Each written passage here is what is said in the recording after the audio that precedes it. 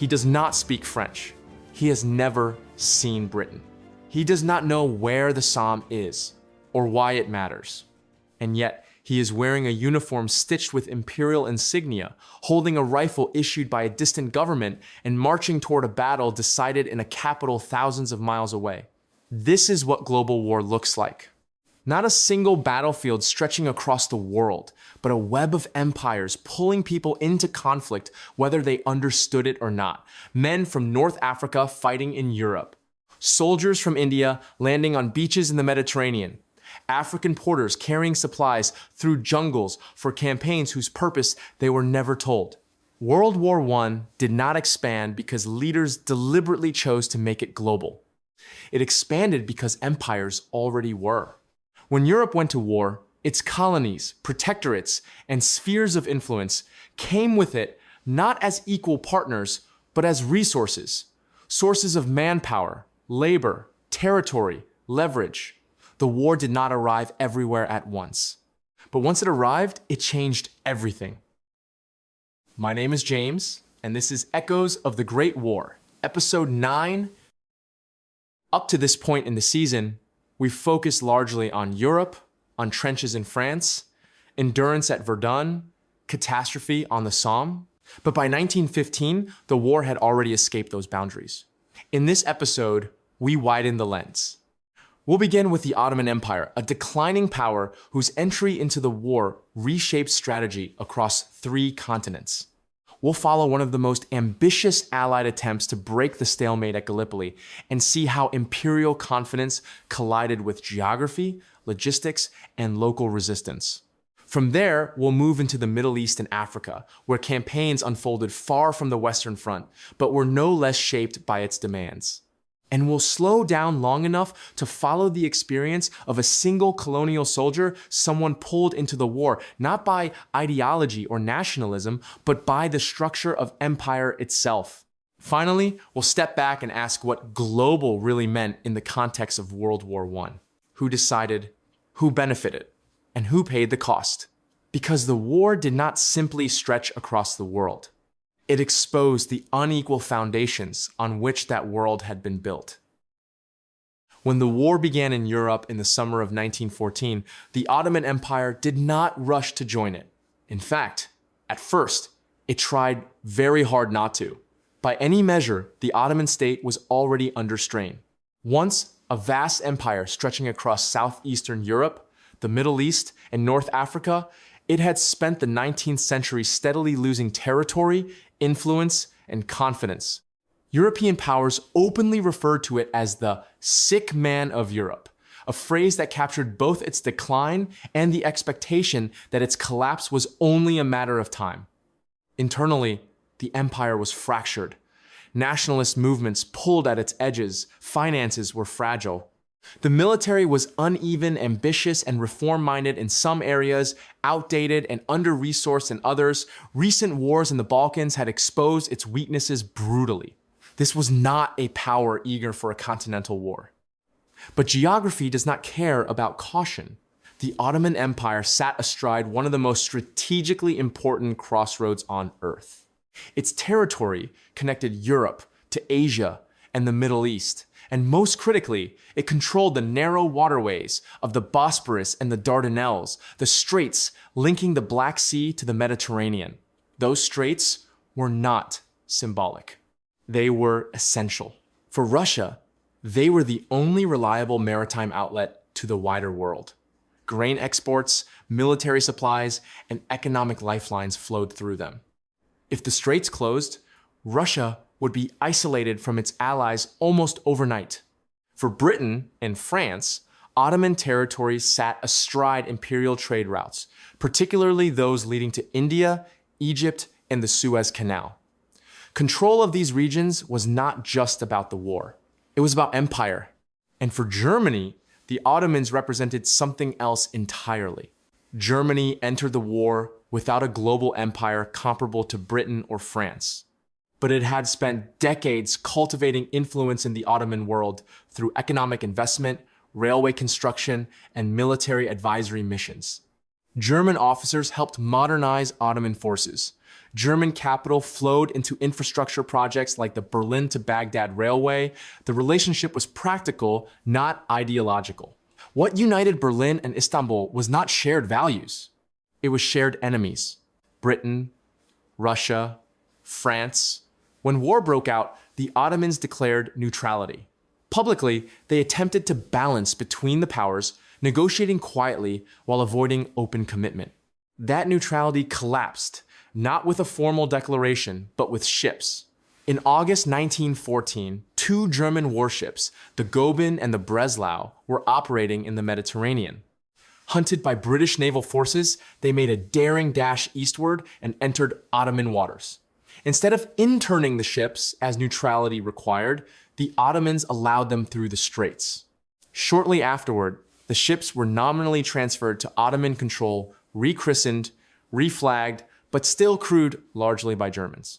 This was a legal fiction. Everyone understood what it meant. Neutrality was becoming impossible. In late October, those same ships now operating under Ottoman colors attacked Russian ports along the Black Sea. Mines were laid, bombardments followed. There was no declaration of war beforehand, but the meaning was unmistakable. Russia responded immediately. Britain and France followed. The Ottoman Empire was now at war. The consequences were immediate and far-reaching. First, the straits were closed. Russia was cut off from its allies. Supplies that might have eased pressure on the Eastern Front could no longer arrive by sea. Economic strain intensified. Isolation deepened. Second, entirely new fronts opened.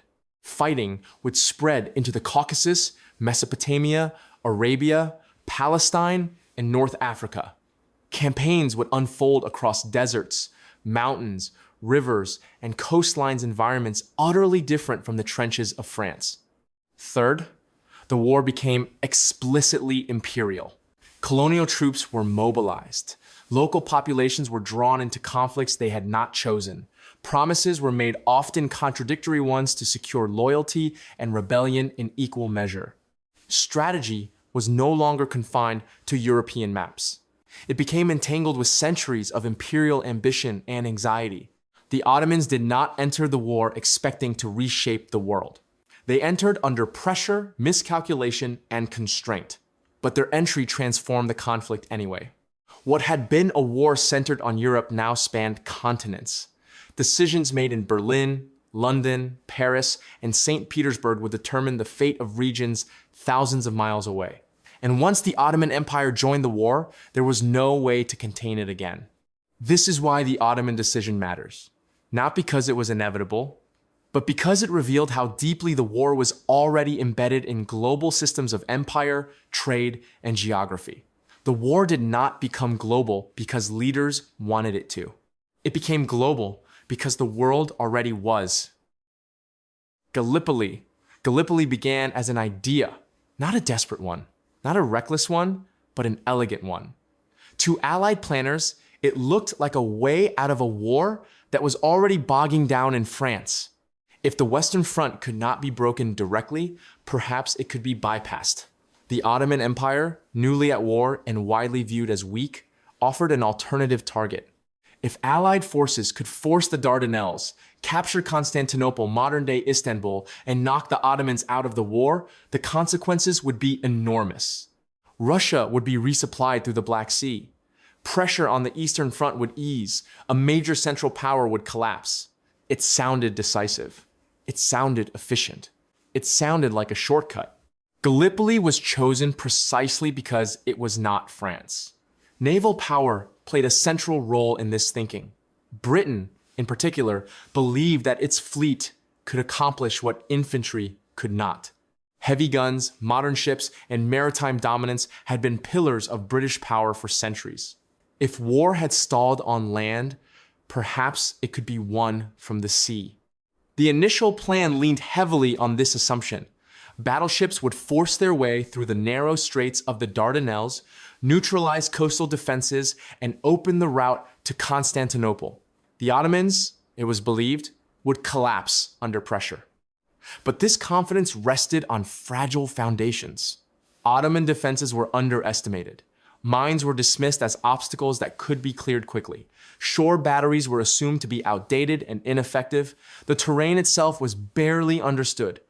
When the naval assault faltered with ships damaged and sunk by mines and artillery, the plan pivoted rather than paused. If the Navy alone could not succeed, infantry would land and support it. This decision marked the true beginning of the Gallipoli campaign. The Gallipoli Peninsula is a narrow, rugged strip of land along the western edge of modern Turkey. It is dominated by steep ridges, narrow beaches, and limited access points. Inland movement is difficult. Observation favors defenders. For anyone familiar with the terrain, it was an obvious problem. But Allied planners lacked detailed maps and reliable intelligence. They assumed resistance would be light and disorganized. They assumed speed would compensate for uncertainty. On the morning of the 25th of April, 1915, Allied forces began landing along the peninsula. Almost immediately, the plan unraveled. Troops landed at the wrong beaches. Units became intermingled.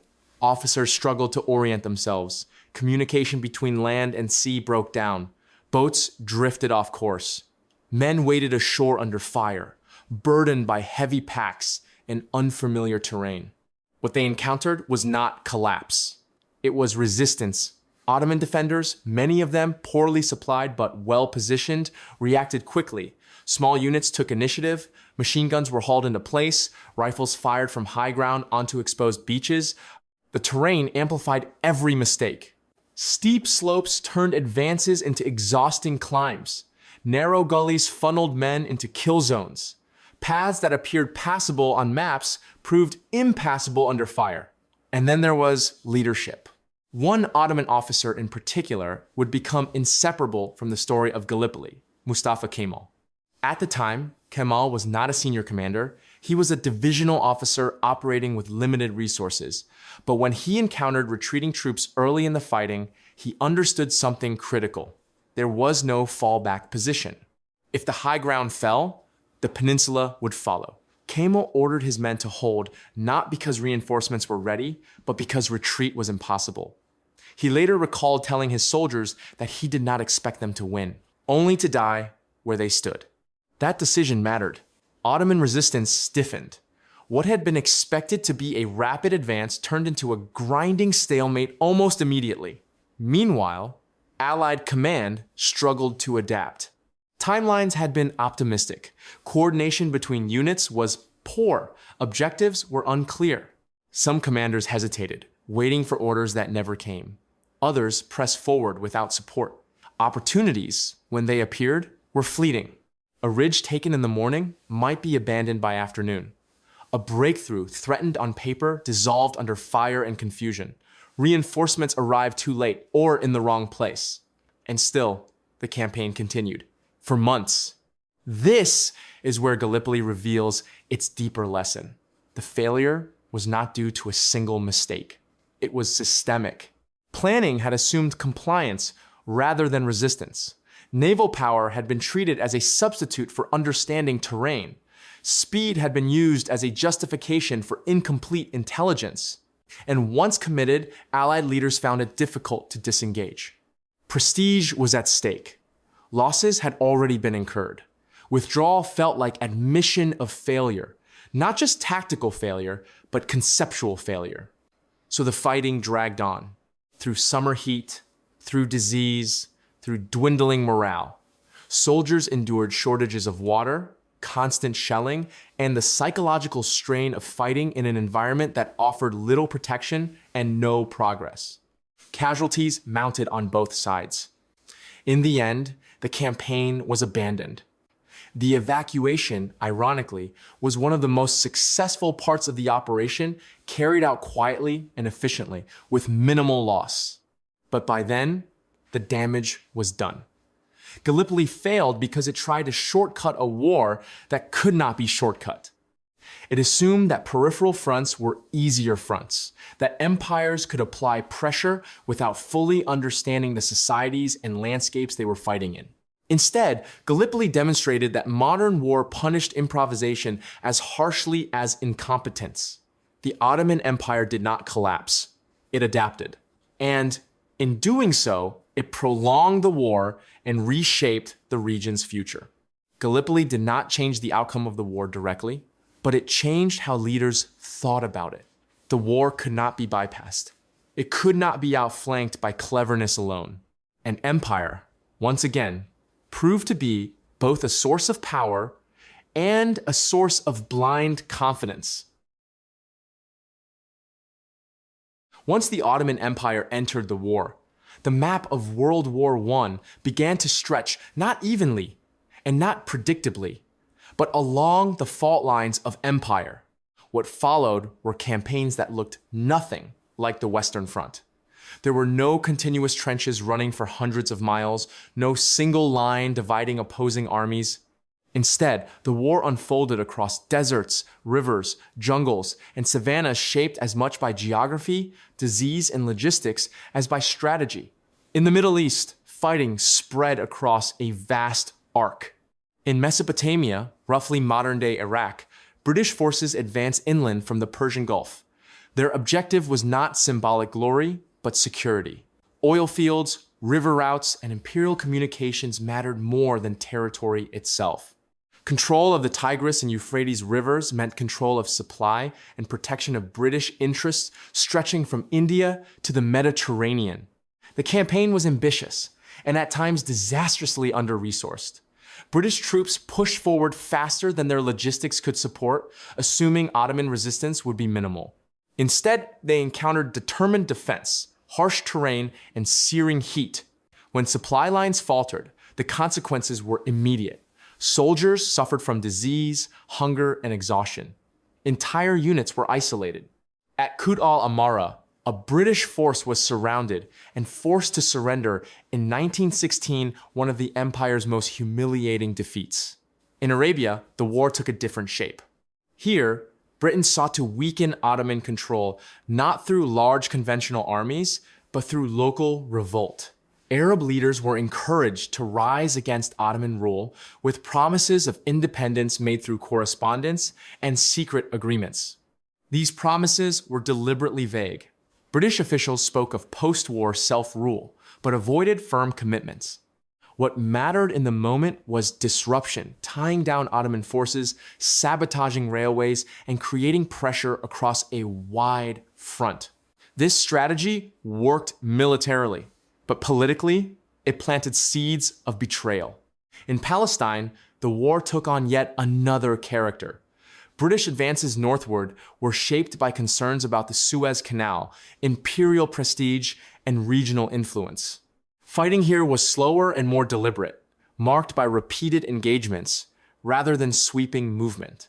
All of these campaigns shared a common feature. They were driven by European priorities but fought on local soil. Decisions made in London and Paris determined where armies moved, which alliances were formed, and which communities bore the consequences. Local populations were mobilized, displaced, or drawn into fighting that had little to do with their own political goals. The Middle Eastern fronts mattered not because they decided the war, but because they decided the peace. Borders drawn after the fighting ended would reflect wartime bargains, not regional realities. Promises made under pressure would be broken under diplomacy. Instability would follow.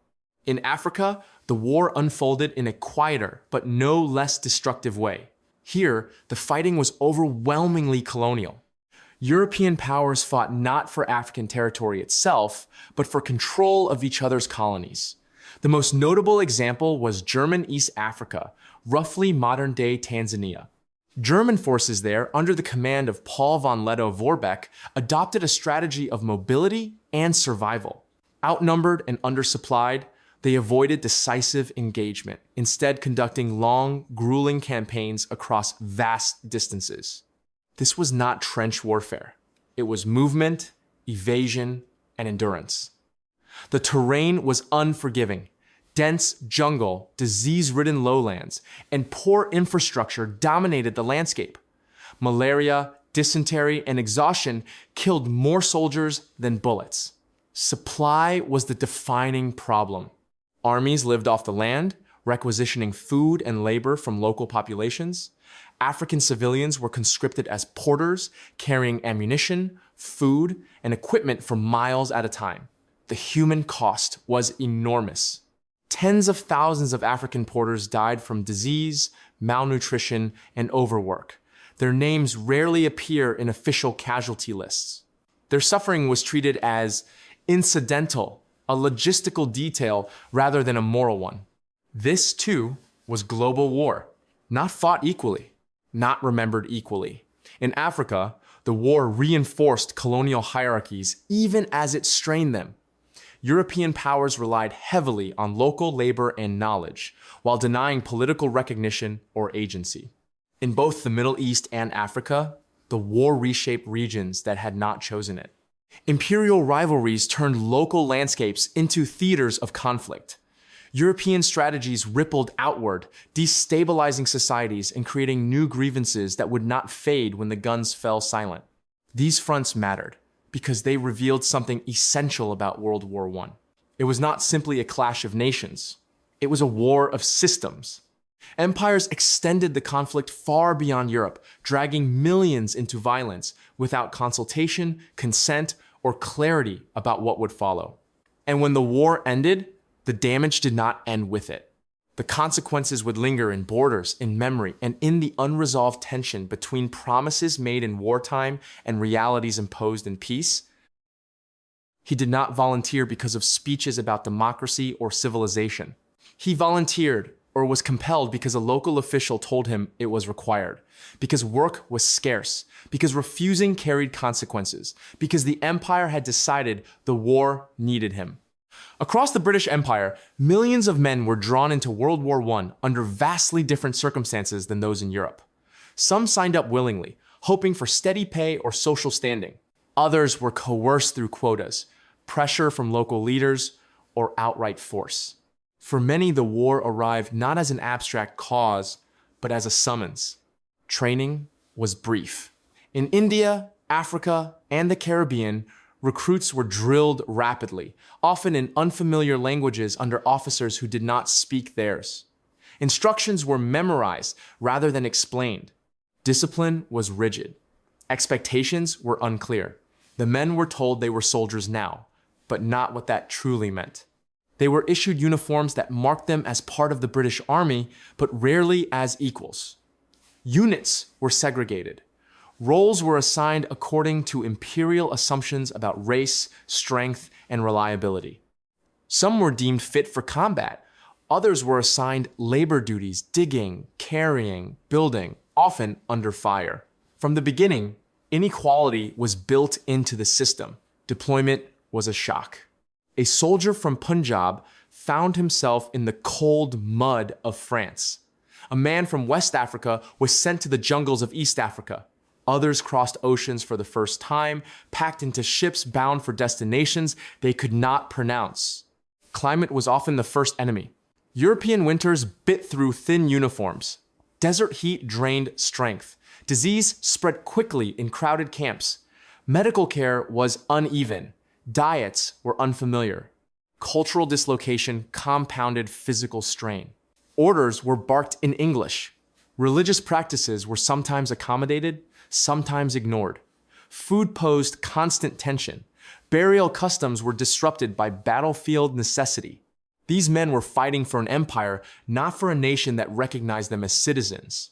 At the front, danger was the great equalizer, and yet even here, hierarchy remained. Colonial troops were often placed in exposed positions or used as shock units early in the war, when commanders believed their martial spirit outweighed the risks. Later, as casualties mounted and attitudes hardened, some colonial units were pulled back, deemed politically sensitive or difficult to replace. The reasoning shifted. The expendability did not. Casualties were heavy. Indian divisions on the Western Front suffered tens of thousands of losses in the first months of fighting. African porters died in even greater numbers, often without weapons, often without recognition. When men fell, their deaths were recorded, if at all, in ledgers far from home. Letters rarely reached families. News traveled slowly. Grief unfolded without explanation. And still, the war went on. For those who survived, return was not always a relief. Some came home injured, carrying wounds that made labor impossible. Others returned with memories they could not articulate, to communities that could not understand where they had been or what they had seen. Promises made during recruitment were often forgotten. Pay disputes lingered. Pensions were denied or delayed. Veterans were celebrated in imperial ceremonies, then ignored in daily life. The empire had needed their bodies. It did not need their voices. Yet the experience changed them. Men who had crossed continents, handled modern weapons, and seen imperial power up close did not return unchanged. They had witnessed the vulnerability of European soldiers. They had learned that authority could bleed. For some, this planted questions about loyalty, about belonging, about what the empire truly offered in return for sacrifice. World War I did not create independence movements overnight, but it accelerated them. It exposed contradictions. The empire had demanded total loyalty while offering partial inclusion. This is what global war meant for many colonial soldiers. Not shared sacrifice, unequal sacrifice. A war fought in their bodies, justified in someone else's language, and remembered unevenly afterward. They were present at the war's edges and central to its endurance. But when the story was told later, their roles were often reduced to footnotes. Their absence from memory mirrors their position in the system itself. Essential, replaceable, and rarely consulted. When we say that World War I was global, it's tempting to imagine a single conflict stretched across the map, a war everywhere, all at once. That is not what happened. There was no unified global battlefield, no single front that connected France to Gallipoli, Mesopotamia to East Africa. Instead, there were many wars, unfolding simultaneously, tied together not by geography, but by empire. Each front followed its own logic.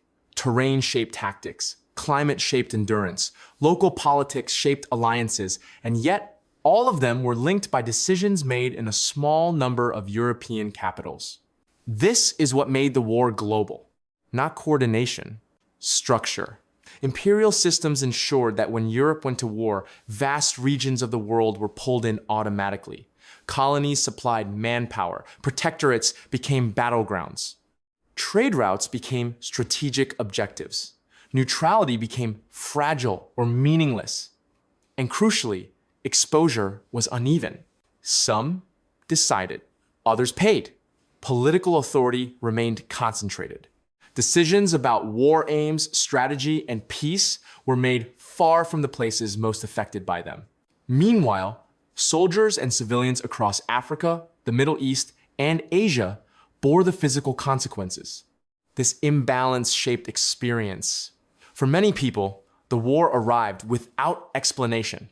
It disrupted livelihoods, uprooted communities, and imposed demands that could not be refused. The conflict was something that happened to them, not something they chose. Yet participation mattered. Colonial soldiers fought in European uniforms. Laborers supported campaigns far from their homes. Entire societies were reorganized to serve imperial priorities. This involvement would not be forgotten. When the war ended, expectations did not simply disappear. Men who had fought for empire returned with new perspectives. They had seen European vulnerability. They had handled modern weapons. They had endured hardship in the name of promises that were now negotiable. For some, this fostered loyalty. For others, resentment. For many, it raised questions that could not be unasked. Why sacrifice did not translate into rights? Why service did not lead to self-determination? Why the rhetoric of civilization ended at the edge of inclusion? The war planted seeds far beyond Europe. Some would lie dormant for years. Others would grow quickly, feeding nationalist movements, independence struggles, and political unrest across the colonial world. What makes this especially important is that none of it was planned. European leaders did not sit down and design a global war. They did not intend to redraw the political futures of distant regions. They acted within systems they already controlled. Empire made expansion automatic. World War I became global not because of deliberate ambition, but because imperial structures made containment impossible. Once the war began, it followed the paths empire had already laid down: trade routes, colonial administrations, military hierarchies. The result was a conflict that reshaped the world in ways its architects neither predicted nor controlled. And when the fighting ended, the world left behind would not return quietly to the old order. The war had exposed how deeply interconnected and how deeply unequal that order truly was. By 1916, the war could no longer be described as European in any meaningful sense. But that did not mean it was being fought everywhere equally or for the same reasons or with the same stakes. What made this a global war was not a single unified battlefield. It was the way imperial systems tied distant regions into one interconnected struggle. This was not one war spreading outward. It was multiple wars, layered on top of each other, linked by empires that governed vast territories through unequal power and obligation. For European leaders, the war was about survival, prestige, and strategic balance. For many people pulled into the conflict beyond Europe, it was something else entirely: a war decided elsewhere, fought locally, and remembered unevenly. Colonial troops did not fight for national defense in the way European soldiers often believed they were. They fought for empires that claimed their labor, their bodies, and sometimes their loyalty, but rarely their consent. The promises made to secure that participation were often vague, conditional, or quietly abandoned once the war ended. In Africa and the Middle East, the war disrupted societies that had not chosen it. Crops were requisitioned, ports militarized, labor conscripted, and local economies redirected toward imperial priorities. Civilians became part of the war effort, whether they understood the conflict or not. What made this global was not just distance, it was dependency. European powers relied on colonial manpower, raw materials, and strategic geography to sustain a war they could not otherwise fight at scale. And as the war dragged on, that reliance deepened. The longer the conflict lasted, the more the empires leaned outward to survive. But the costs of that reliance were not shared equally. Casualties in colonial units were often poorly recorded. Memorials were sparse or non-existent. Veterans returned to societies that had been transformed by wartime demands, but received little recognition for their service. The war had reached them, but peace would not. At the same time, the conflict planted ideas that could not be easily contained. Service exposed contradictions: fighting for freedom abroad while lacking it at home, sacrificing for empires that denied political voice, hearing rhetoric about self-determination that did not apply equally. These tensions did not resolve when the fighting stopped. They lingered, waiting. In this sense, the global nature of the war was not just geographic, it was structural. The war revealed how interconnected the world had become economically, politically, and militarily, and how unevenly power was distributed within that system. Decisions made in London, Paris, Berlin, or Constantinople reshaped lives thousands of miles away, often without consultation or consent.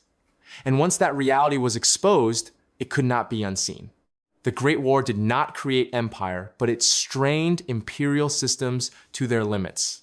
It showed how deeply dependent European powers were on the world beyond Europe, and how fragile that dependence could be under pressure.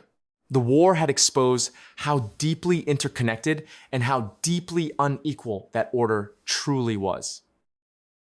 By the middle of the war, the conflict had outgrown the continent where it began. What started as a European struggle became a global one, not through careful planning, but through imperial structure. Empires extended the war outward into the Middle East, Africa, and colonial societies, drawing in people and regions that had little say in the decisions that shaped their fate. This expansion did not make the war more unified. It made it more uneven. Different fronts followed different logics. Some campaigns were driven by strategy, others by opportunity, and many by imperial habit. Colonial soldiers fought for empires rather than nations. Civilians endured requisition, displacement, and violence far from the Western Front. Promises were made quickly and remembered selectively. The war became global not because it was fought everywhere equally, but because its systems connected everywhere unequally. And that mattered. Because when the war finally ended, it would leave behind not just shattered European states, but destabilized regions, unmet expectations, and political tensions far beyond the armistice lines. The consequences of a global war would not be confined to the peace conference. Next time, we turn back toward the great powers themselves, to the strain that years of war have placed on societies, governments, and belief. We'll follow how pressure abroad intensified pressure at home, and why 1917 becomes a year of fracture. That's next time on Echoes of the Great War.